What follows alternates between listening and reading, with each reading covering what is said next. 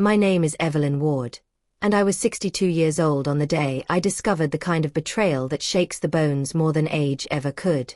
I had built a life on careful planning. It wasn't glamorous, but it was steady. My husband, Matthew, and I lived in a quiet town in Oregon, the sort of place where the grocery clerks know your name and the neighbors wave from their porches. After retiring from my job as a school librarian, I devoted myself to simple joys: gardening, quilting, and saving methodically for the future, just in case life threw a storm our way. Matthew still worked part-time at an auto shop. He liked staying busy, or so he said. Our marriage was built on a comfortable, familiar rhythm. Morning coffee together, shared errands on Saturdays, and long walks when the weather allowed. We didn't talk much about money, because for decades we'd agreed on one simple rule: I managed the savings. He handled day-to-day expenses. We both stuck to our roles, or so I believed. His family, though, well, that was a different rhythm entirely. Loud, competitive, obsessed with appearances. His mother, Joanne, loved boasting about her other children's careers, cars, vacations, and whatever else she could twist into a claim of superiority. Over the years, Matthew's insecurity around them had been a recurring point of tension between us. He always seemed to shrink a little in their presence, as though they were the judges and he was still a boy trying to earn a gold star. Whenever family gatherings approached, Matthew grew restless. He wanted to impress them, to be noticed, to prove that his life was just as successful as theirs. I understood the ache behind that desire, but I also knew how dangerous it could be when pride and money intertwined. One evening, while I cooked dinner, he stood behind me, rubbing his hands together as though deciding whether to speak. "Mom's birthday is next month," he said. "They're doing some big family thing. Everyone's bringing something impressive this year. I don't want to be the only one showing up empty-handed." I turned to him. "Matthew, your presence is enough. Your mother should appreciate you for who you are." He looked away, jaw tightening. "You don't get it." No, perhaps I didn't. But I felt a quiet, uneasy flutter inside me, barely noticeable yet persistent, like the faint tap of a branch against a window before a storm. That night, lying in bed beside him, I sensed a distance I hadn't felt in years. Something was shifting, settling into shape in the dark. I didn't yet know that the real storm was already forming far beyond my line of sight. But the first gust was coming, and it would arrive in the form of a single envelope. A credit statement with my name on it. The envelope arrived on a Thursday afternoon, nestled between a grocery flyer and a dentist reminder. I almost didn't notice it at first. I was sorting mail absent-mindedly when I saw my name, my full legal name, printed in sharp black ink. I frowned. I never received credit statements. I used only one card, and I paid it off monthly. But the logo on this envelope wasn't from my bank. It was from a company I'd never heard of. I brought the mail inside, set the kettle on for tea, and opened it with the quiet care of someone who has lived long enough to respect small mysteries. The first thing I saw was the balance. Then the charges. Then the phrase that froze me in place. Account holder, Evelyn Marie Ward, authorized user, Matthew Allen Ward. My husband's name. On an account I did not open. The tea kettle screamed, but I couldn't move. My eyes darted across lines of text that felt like blows. A luxury watch store, hotel charges, a catered event deposit, restaurant bills big enough to feed a small wedding party. My stomach twisted. This wasn't normal. It wasn't accidental. It was planned. I fumbled for my reading glasses, thinking maybe age was blurring the numbers. But the amounts were the same. The dates were recent. Most were clustered around weekends when Matthew had said he was staying late at work or running errands. Then I saw the largest charge of all, a $7,800 payment to a boutique event venue, dated 2 weeks prior. I felt the blood drain from my face. This wasn't just spending. It was using my name, my credit, my savings. And for what? I heard the garage door open. Matthew was home. I pressed the statement to my chest instinctively, as though he might snatch it from me if he saw it. He entered the kitchen smiling, carrying a bag of takeout. "Hey, Ev," he said lightly. "Figured I'd bring dinner." I just stared at him. He noticed. "What's wrong?" "Matthew," I said slowly, holding up the envelope. "Why is your name on a credit account I didn't open?" His smile cracked, faltered, then disappeared entirely. He paled. I watched his throat move as he swallowed. "Ev, I can explain," he whispered. "But explanations from a guilty man are like smoke. Shifting, stinging, impossible to hold." I steadied my breath. "Then start explaining." He opened his mouth, but the words tangled. His fingers tapped nervously against the countertop. And that's when I realized, the truth was bigger than one envelope. It was a web. And I had just touched the first strand. I didn't press him immediately. Not that night. Years in a school library taught me that the fastest way to make a person lie is to demand the truth before they're ready. So I simply set the statement on the kitchen table, placed my glasses beside it, and sat. "From the beginning," I said. Matthew wiped his palms on his jeans, the way he used to do before scolding our son years ago. But this time, the fear in his eyes was sharper. "It was supposed to be temporary," he began. "Mom kept talking about how everyone was doing well, how my brothers had all these successes. I felt like I had nothing to show." "So you what?" I asked. "Took out a credit account in my name?" His eyes darted to the floor. I didn't think it would get this far. "Matthew, that isn't an answer." He sank into the chair across from me. His shoulders sagged. "Your credit is better than mine," he said, voice trembling with shame. "They wouldn't approve me for a big enough limit. And I didn't want you worrying, so I used your information. Just to impress them a little." I stared at him, stunned. "Impress them?" He nodded, almost childlike.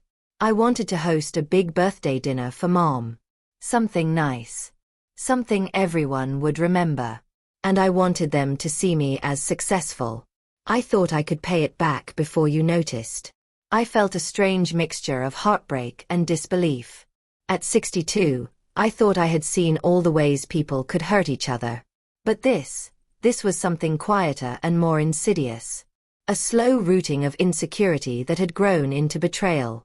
"Matthew," I whispered, "you used my identity, my savings, my trust. I thought I'd win them over," he said weakly. "Make them proud." "They have never been proud of you," I reminded him gently. "Not because you aren't worthy, but because they don't know how to value anything except flash." He flinched. "I know. But part of me still wanted it." I looked at him, really looked at him. The man who once fixed my broken car for free when we first met. The man who stayed up with me through sleepless nights after my sister passed. The man who had become a stranger without ever leaving the room. His insecurities had always been there, but now I could see the roots stretching back decades. The dismissive mother, the boasting brothers, the childhood where he was always second best. But none of that justified theft. And none of it justified using me to fill the hole their love never filled. As he spoke, I felt something crystallize inside me, not rage, but clarity. I had spent a lifetime being gentle, rational, forgiving. But I was also a woman who believed in accountability. And if Matthew thought this storm would pass quietly, he had forgotten who I was. I rose from the table. "This conversation isn't over," I said calmly. "But right now I need space to think." I walked upstairs and closed our bedroom door behind me. The truth was beginning to unfold. But this was only the prelude.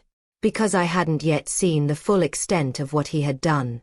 I have always believed that clarity comes from documentation. When life becomes uncertain, gather the facts. Line them up. Shine a light on every corner. And so the next morning, with Matthew still asleep downstairs on the couch, I made myself coffee and sat at my desk. I opened my laptop. I pulled out my files. I began investigating. First, I checked my savings accounts. Nothing missing, yet. That was a small mercy. Next, I pulled my credit report. I hadn't checked in months, but I should have. The shock hit me like cold water.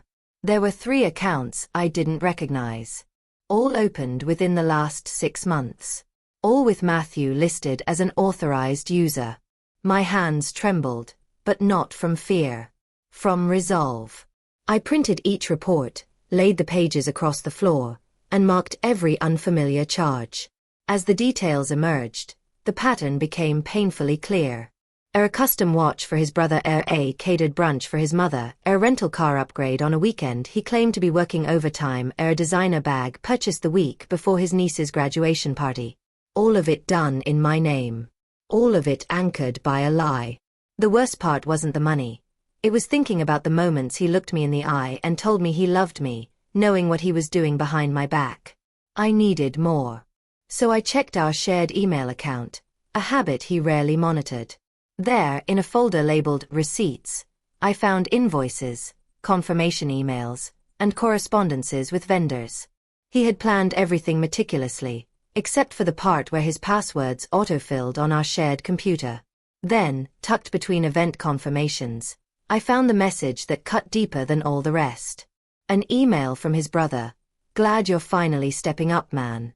Mom will love this. Don't tell Evelyn. You know how she gets about money. How I get about money. About responsibility. About honesty. I felt something inside me still. Not break, but harden. And then I found the final piece. A folder labeled Birthday Presentation. Curious, I opened it. Inside were photos. Matthew posing beside extravagant gifts he bought for his family. Smiling. Radiant. Proud. But in none of the pictures was I mentioned. I wasn't credited. I wasn't acknowledged. My money had been used to buy him a role in his family's hierarchy. And he never once spoke my name. I closed the laptop slowly, breathing deeply. Now I knew the scale. Now I knew the depth. But I still didn't know where the money had actually gone, whether he had repaid any of it, whether more charges were pending, or whether he planned to keep going. For that, I needed to face him. Not with anger. Anger clouds judgment. But with facts.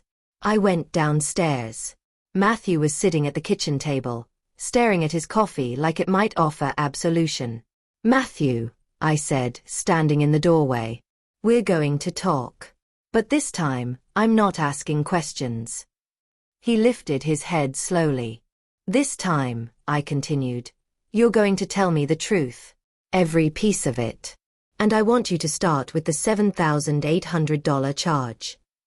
His face drained of color. And for the first time since the envelope arrived, I knew. I hadn't even touched the heart of the betrayal yet. Matthew stared at me with the wide, frightened eyes of a man finally cornered by his own choices. His voice faltered as he tried to speak. That charge. Ev, it wasn't just for Mom's birthday dinner, he said. It was something else. I sat across from him, hands folded. Go on. He swallowed. They expected something bigger this year. Something memorable. My brothers kept saying that the youngest son should finally prove he wasn't the family disappointment. So I booked the whole event space. I ordered catering, decorations, musicians. I blinked. Musicians. He winced. A string quartet. I let out a slow, incredulous breath. He continued. And I rented a classic car to pick Mom up in. The hotel charges were for the out-of-town cousins. I wanted to do it right. I closed my eyes for a moment, letting the picture assemble itself. A lavish event planned for a woman who barely acknowledged me, financed entirely with money she never asked about, executed by a son so desperate for approval that he had siphoned his own wife's identity to get it. And you didn't think to tell me, I said quietly. He shook his head. I was going to fix it before you noticed. I thought maybe my brothers would chip in. But they didn't. They just kept saying how finally I was pulling my weight. This, I thought, was the real betrayal. Not the money. Not even the secrecy. It was that he had taken my stability, my years of careful planning, and traded them for a moment of praise from people who wouldn't spare him a drop of compassion. I leaned back. Matthew, you could have told me you wanted to do something special. We could have planned something within our means. You wouldn't have approved, he said softly. I would have listened, I corrected. But you didn't give me the chance. His shoulders sagged. I know. I messed up. I'll fix it. I swear. I studied him carefully. His remorse was real, but remorse wasn't enough. Accountability required more than promises whispered over cold coffee. There's more, isn't there? I asked. He looked like a man walking toward a cliff he could no longer avoid. They're expecting something else from me, he said finally. At the party. My jaw tightened. What? A speech, he whispered. About you. About how your success, your savings, your discipline, helped make the event possible. They want me to celebrate you publicly. I stared at him. So they know, I said. They know the money came from me. Not exactly, Matthew replied weakly. I told them we were using our savings.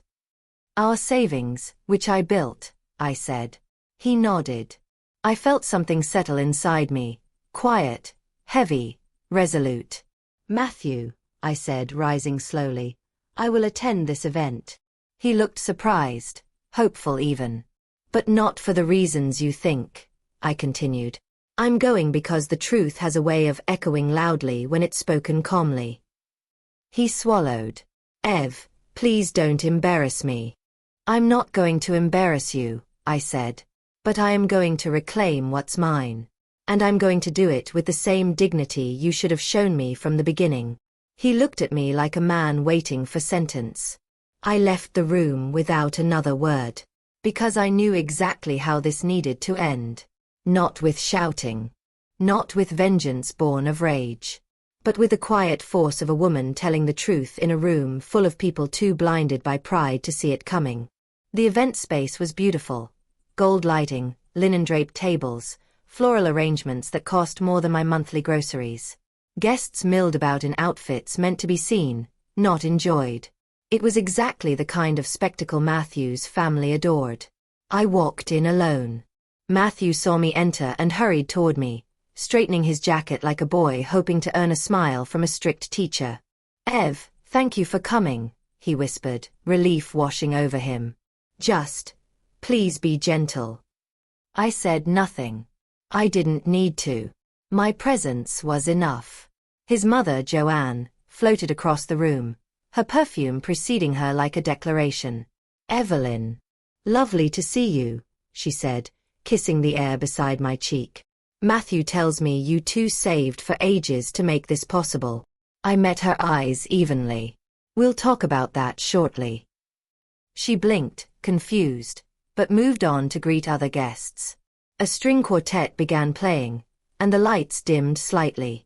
Guests took their seats, and an MC introduced Matthew. He walked to the small stage, smiling proudly. Thank you all for coming, he began. Tonight is a celebration of Mom, and of the love and support of family. He looked at me. I held his gaze without blinking. And, he continued, voice tightening, I'd like to acknowledge my wife, Evelyn, for her contributions. The room politely clapped. Matthew exhaled, as if relieved. And that's when I stood up. The room quieted. Even the quartet faltered. I walked to the stage, heels clicking softly, each step deliberate. Matthew froze, color draining from his face. I took the microphone. Thank you, Matthew, I said calmly. I'd like to add something. The room turned their eyes toward me with the kind of anticipation reserved for gossip. I want to clarify, I began, exactly what my contributions were. Matthew whispered, Evelyn, please. I raised a hand gently. No anger, Matthew. Just truth. A hush rippled through the crowd. Every expense for this event was charged, I said, to credit accounts opened in my name. Accounts I did not authorize. Accounts Matthew opened without my knowledge. Gasps fluttered through the room. He used my identity, my credit, my financial history, all to host a gathering designed to impress you. Joanne's mouth fell open. I learned of the charges when the statements arrived. I continued, steady and composed. And I discovered 3 accounts opened fraudulently, all of which list Matthew as an authorized user. I paused, letting the reality land. Matthew is a grown man, I said gently. A capable man. But he has spent a lifetime trying to earn the approval of a family that only measures worth in extravagance. A ripple of discomfort. Some lowered their eyes. Others stiffened. My contribution tonight, I said softly, is honesty. Because pretending benefits no one. Least of all the man I married. I handed the microphone back to Matthew. He looked shattered, but not humiliated. Just stripped of the illusion he had wrapped himself in. I returned to my seat. The quartet resumed, but the room felt different, lighter somehow, as though truth had opened a window. Matthew stepped down from the stage and came to me slowly, like a man approaching a verdict. "Ev," he whispered, voice cracking. "I'm sorry." I nodded. "I know. But apologies are only the beginning." And he understood. The aftermath of that evening unfolded quietly but powerfully. We left together, driving home in silence. Matthew kept glancing at me as though afraid I might disappear entirely. But I wasn't leaving. Not yet. Love doesn't vanish the moment truth arrives, but it does demand repair. Over the next week, I took action. First, I contacted each credit company. I explained the situation calmly, with documentation ready. Identity theft, even by a spouse, is still identity theft. They froze the accounts. Investigations began. My credit protections were strengthened. Matthew cooperated fully. He didn't argue. He didn't beg. He provided written statements admitting his actions. It helped more than he expected. Next, we met with a financial counselor, a woman with a sharp mind and gentle eyes, who guided us through a complete restructuring of our finances. Matthew agreed to sign legal documents ensuring he would take responsibility for all debt incurred. His part-time job wouldn't cover everything, so he picked up extra shifts. He even took on weekend detailing work. Then came the conversations with his family. Or rather, the absence of them. Not one of them reached out with genuine concern. Some sent short, stiff messages expressing surprise or disappointment, but none offered support. In fact, a few suggested that I should have kept the matter private. Matthew saw that. And it broke something inside him. Something that needed to break. "They don't care about me," he said one night, voice hollow. "They just care about the show." I placed a hand over his. "You deserved their love without having to pay admission." He cried then, quietly, deeply. Not for the money. For the years wasted chasing approval that was never real. Our marriage didn't heal instantly. Healing isn't a moment. It's a season. Matthew attended therapy. We attended couples counseling. We rebuilt slowly, brick by honest brick. And as for his family, they faded into the background, their influence losing its grip over him. He no longer needed to shine for them. He finally saw that the people worth impressing were the ones who already loved him without spectacle. Consequences had arrived, not to punish, but to realign. In the months following the event, something unexpected blossomed in our home. Peace. Not the fragile kind that comes from ignoring problems, but the sturdy kind that grows only after truth has been spoken and weathered. Matthew became more present, more grounded. He stopped seeking validation from people who offered him nothing but comparison. He apologized, not in grand gestures, but in small, consistent ways. Showing up, listening, taking responsibility. I learned something too.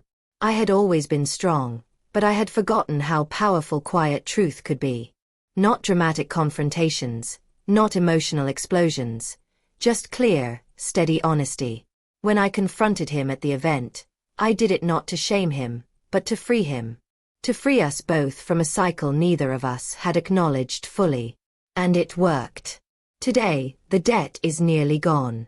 My credit is protected. Our savings are in my name alone, with legal safeguards in place. Matthew contributes faithfully, understanding now that respect is shown through consistency, not spectacle. As for his family, we speak politely on rare occasions, but the emotional distance is intentional, healthy, necessary. I garden again. I quilt. I sip morning coffee with Matthew on the porch. And he no longer shrinks in his family's shadow. He stands beside me, equal, open, and finally honest. If you've listened this far, I want to offer you the same lesson life offered me. Revenge doesn't always look like destruction. Sometimes revenge is simply the truth delivered with calm clarity, and the decision to no longer let someone else's insecurities control your peace. If this story resonated with you, tell me in the comments what you would have done in my place.